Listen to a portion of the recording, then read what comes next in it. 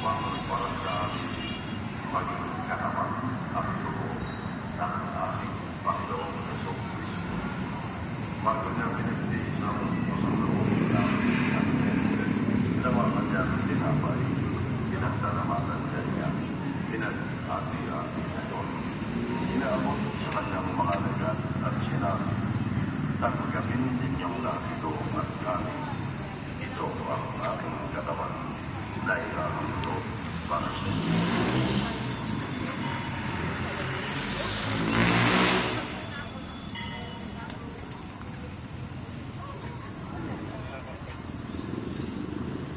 Gayun din naman, nung matapos ang hapunan, hinawakan niya ang kalis, muli kanyang pinasalamatan. Inaabot niya ang kalis sa kanyang mga kasalanan.